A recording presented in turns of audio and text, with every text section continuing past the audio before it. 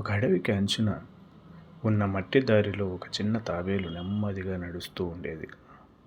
అదే దారి పక్కన పెద్ద చెట్టు కింద ఒక కుందేలు విశ్రాంతిగా కూర్చొని ఉండేది.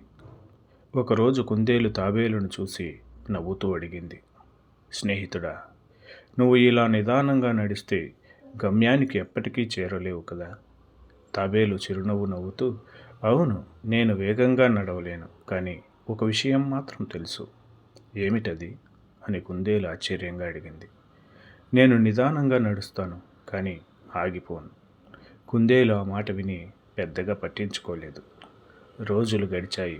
ఒకరోజు వర్షం వచ్చింది, మరొక రోజు ఎండ మండింది, ఇంకొక రోజు గాలి బలంగా వీచింది.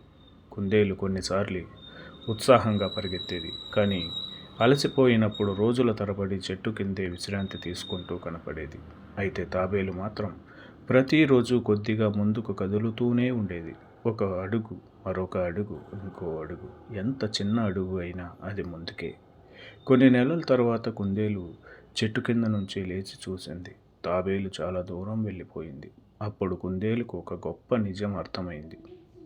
విజయం అనేది వేగంగా పరిగెత్తిన వారికి మాత్రమే కాదు, ఆగకుండా ముందుకు సాగిన వారికి కూడా చెందుతుందని. తాబేలు వెనక్కి తిరిగి చూసి చిరునవ్వుతో చెప్పింది, నిదానంగా నడిచినా పర్వాలేదు, కానీ ప్రయాణం ఆగకుండా సాగాలి. ఎందుకంటే గమ్యానికి తీసుకెళ్లేది వేగం కాదు, నిరంతర ప్రయాణం. జీవితంలో కొన్నిసార్లు మన పురోగతి చాలా నెమ్మదిగా అనిపిస్తుంది, కానీ ప్రతిరోజు ఒక చిన్న అడుగు ముందుకు వేస్తే ఒకరోజు మనం ఊహించని దూరం చేరుకుంటాం. నిదానమైన అడుగులు పడినా పర్వాలేదు, కానీ ఆగని ప్రయాణమే విజయానికి దారి.